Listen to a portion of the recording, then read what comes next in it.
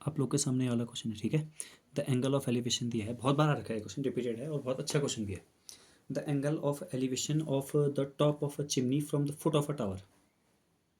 मतलब एक चिमनी का एलिवेशन एक फुट ऑफ द टावर से वो कितना बैठा है, 60 डिग्री बैठा है। इस 60 डिग्री आपको दिखाई दे रहा होगा शायद, इस 60 degree. And the angle of depression of the foot of the chimney from the top of a tower is 30 degree. If the height of the tower is 40 metre, तो लेंथ निकालनी है हमने वायर की जो टाइट किया गया है किसके टॉप से, from the top of chimney to the top of tower. बहुत ही अच्छा क्वेश्चन है, बहुत ही अच्छा क्वेश्चन है।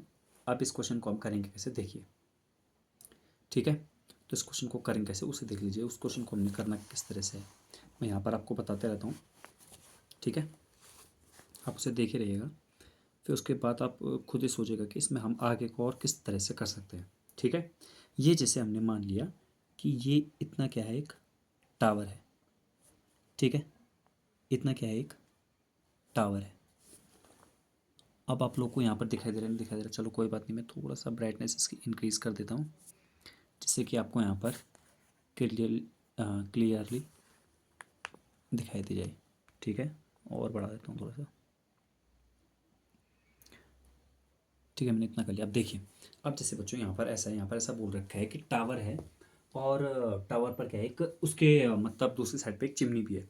तो अगर मैं ध्यान से देखूँ यहाँ पर, जैसे क्वेश्चन में आप लोग फिर से पढ़ लीजिए, इसमें ऐसा बोला है कि angle of elevation top of a chimney from the foot of a tower. तो टॉप ऑफ अ चिमनी, अब देखिए जैसे मैं एक काम करता हूँ ना, ये देखिए मैं यहाँ पर एक क्या बनाता हूँ, चिमनी बनाता हूँ, ठीक है। The angle of elevation of the top of chimney from the foot of a tower. Foot of the tower मतलब जैसे टावर है तो टावर के फुट से, टावर के फुट से इसका टॉप, लेट्स सपोज ए है, ए पॉइंट है, ठीक है। इसके टॉप का जो एंगल ऑफ एलि फुट टावर इज 60 डिग्री, तो ये 60 डिग्री का बैठा है, ठीक है। ये नीचे हॉरिजॉन्टल लेवल है। फिर क्या कर रखा है, and the angle of depression of the foot of the chimney from the top of the tower. तो क्या बोल रखा है हमसे कि एंगल ऑफ एलिवेशन बैठ रहा है, फिर कहाँ से, सॉरी एंगल ऑफ डिप्रेशन बैठ रहा है foot of the chimney to the top of a tower.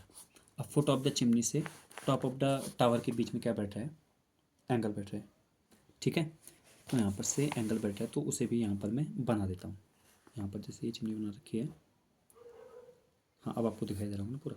तो मैं ऐसा करता हूँ, यहाँ पर जो है ये टावर है, टावर के top foot of the chimney, angle of depression बनना ना, तो डिप्रेशन बनना है तो आपको ये बात ध्यान देनी पड़ेगी कि ये वाला एंगल बन रहा होगा, तो ये वाला एंगल इक्वल होगा, ठीक है। मैं एक बार फिर से बनाता हूँ आपके लिए, देखिए ऐसा है कि ये चिमनी है, ठीक है, और ये है टावर हमारा, ठीक हो गया। अब क्या बोल रहा है कि चिमनी के टॉप से फुट ऑफ द टावर ये 60 डिग्री बैठा है। फिर क्या किया हमने, फुट ऑफ द चिमनी ये हुआ, इसका टॉप ऑफ द टावर का एंगल ऑफ एलिवेशन दे रखा है, एंगल ऑफ डिप्रेशन दे रखा है, तो डिप्रेशन मतलब ये वाला एंगल ना।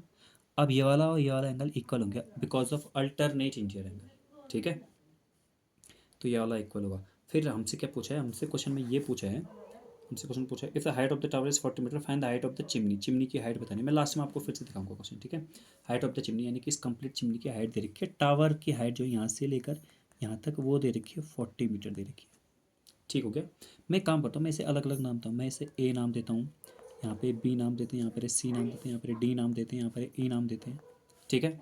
इस तरह से मैंने दिया है। अब बच्चों होगा क्या, अगर आप ध्यान से देख पा रहे होंगे, चिमनी यहाँ ए और ई बी इस पूरे की हाइट हो जाएगी चिमनी, ये 40 है तो ये भी ई बी 40 हुआ ना, यहाँ से यहाँ तक भी 40 रहेगा। अब मुझे क्या पता करना है, ट्रायंगल ए बी सी, बड़े वाले ट्रायंगल को देखूंगा मैं, और ये भी निकालनी है मुझे कि इसकी टॉप से इसकी टॉप पर की हाइट कितनी होगी, ये भी निकालनी, चलो ये भी निकालेंगे अभी।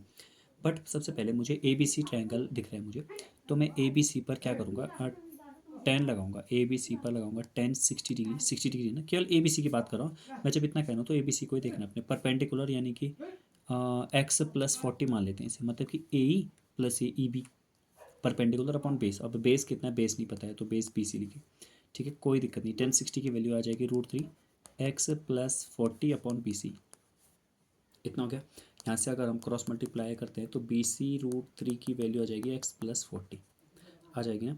अब ऐसे करके अगर इस वाले ट्रायंगल में, इधर वाले ट्रायंगल की बात करूँ मैं, डी सी बी इस वाले ट्रायंगल में अगर मैं क्या करूँगा, अगर मैं यहाँ पर अगर फॉर्मूला लगाता हूँ, तो यहाँ पर फॉर्मूला लगाने से क्या होगा मेरा 10, 30, अच्छा ये एंगल 30 डिग्री दिया हुआ था ना, तो ये भी 30 डिग्री हुआ, ठीक है। 30 डिग्री।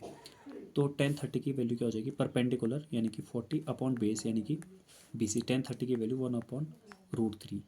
तो यहाँ पर 40 अपॉन बी सी, तो यहाँ पर से बी सी की वैल्यू कितनी आ जाएगी, बी सी की वैल्यू आ जाएगी 40√3।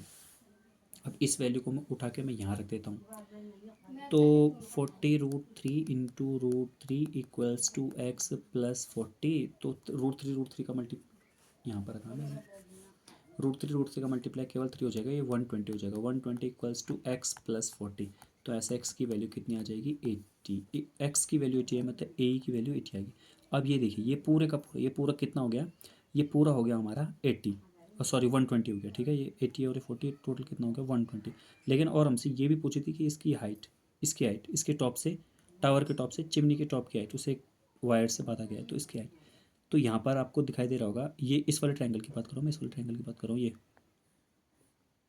ठीक है। तो यहाँ पर अगर देंगे तो ये 80 है, और ये कितना है, ये BC है। तो BC कितना आया हमारा, अच्छा BC हमारा 40√3 है ना, 40√3। तो ये भी 40√3 हुआ। Perpendicular square plus base square करेंगे तो हाइपोटेनस का स्क्वायर आ जाएगा। इस तरह से आप लोग पता कर पाएंगे। ये देखिए 80 है, 40√3 है, तो परपेंडिकुलर का स्क्वायर प्लस बेस का स्क्वायर करेंगे, हाइपोटेनस का स्क्वायर जाएगा। मैं अलग से बात कर रहा हूँ, केवल इतने ट्रायंगल की बात कर रहा हूँ, इस वाले की, मिसिस वाले की बात करूँ बस, और की बात नहीं कर रहा हूँ मैं। ये 80 है, ये 40√3 है, तो ये कितना हो जाएगा, 80 का स्क्वायर प्लस 40√3 का होल स्क्वायर कितना हो जाएगा, ये आ जाएगा। Perpendicular plus hypotenuse square equals to, sorry base square equals to hypotenuse square, Pythagoras theorem से आई ये बात, ठीक है। तो आपको ये वाला क्वेश्चन समझ में आएगा। मैं एक बार फिर से दिखाता हूँ आपको क्वेश्चन, कंप्लीट क्वेश्चन था क्या।